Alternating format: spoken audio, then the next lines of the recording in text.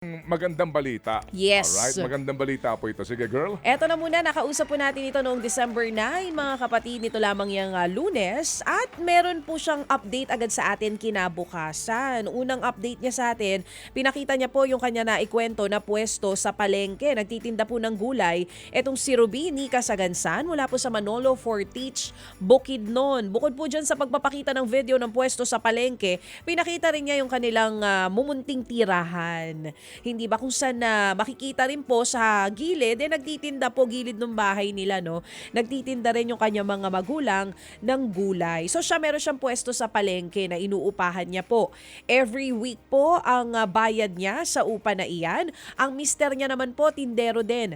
Sa isang sari-sari store, 420 pesos ang sinusweldo ni mister. Habang si nanay, kumikita po ng 500 pataas. At makikita natin doon sa video na una nilang pinadala sa atin kung gaano po kasimple yung kanilang tahanan. At doon din sa tahanan nitong sina Rubinica, kasama po yung kanyang mga magulang, makikita natin sa gilid nga po noon, meron silang bintana, nabubuksan nila, lalagyan nila ng kahoy, tapos nandun na din po yung mga gulay na kanilang ibinibenta. Tapos makikita din natin dyan yung kanilang bubungan na may butas na gusto rin sanang maipaayos nitong si Rubinica. Nung una po natin siya makaugnayan, 2,000 piso. Kinabukasan, nagpadala ulit ang ating mga Happy Anonymous naman ng 5,000 piso. So ang total na po na natatanggap nila ay 7,000 pesos. At may update po siya sa atin ulit ngayong araw na ito, mga kapatid. Ipapakita niya na po kung saan napunta yung additional na 5,000 piso galing po sa mga Happy Anonymous natin. At papakita niya rin sa atin yung kanyang pwesto na mas bongga na ngayon. Mas marami ng laman na paninda. Sabi niya last time, bukod sa gulay, gusto niya rin daw magtinda ng suka at toyo para daw hindi mabilis nasisira. So ito na mga kapatid, panoorin niyo po ang update sa buhay ni Rubini Casagansan mula po sa Bukidnon. Hanap mo ang liver of talong. Talong.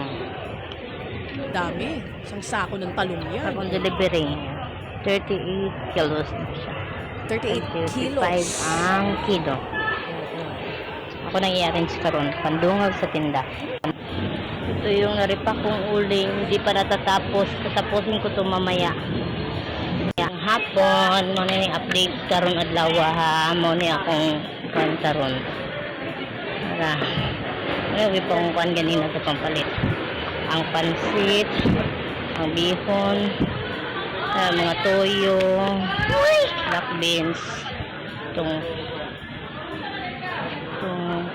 bombay, ahos, carrots, o patatas, itong asin gahapon, nara, itong mga pinalit na mga kuan.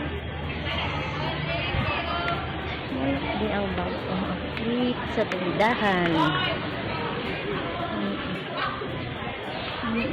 Ano po na yung bagong update ha, ugma mag-update na sad ta.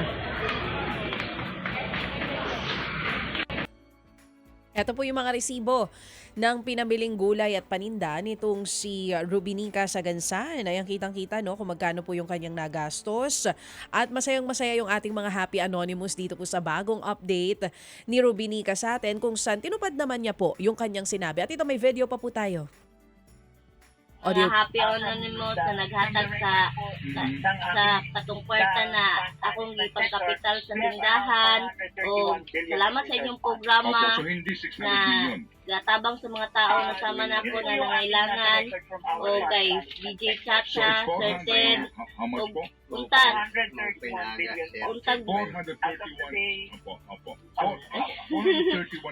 ka na makatabang pa mo sa uban pang mga tao na nangailangan po dito ayo. Salamat kaayo.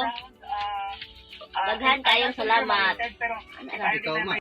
Sabi ng mga Happy Anonymous natin, Nika, walang anuman. Kitang-kita po natin yung kanyang nanay at tatay na masayang-masaya po. Doon sa tabi din ni Nika, maging yung kanya nag-iisang anak na 4 na taong gulang. Si Nika po ay 32 years old lamang. Makikita mo naman talaga yung sipag niya sa pagtatrabaho para syempre mabigyan ng magandang buhay. Hindi lang yung kanyang anak, maging din po yung kanyang mga magulang. So Nika, maraming salamat dito sa update mo sa amin. Sabi ko nga kanina, yun pong naikwento niya sa atin kung saan niya dadalhin etong napag-ambag ambag-ambaga ng mga happy donors natin, kitang-kita sa video.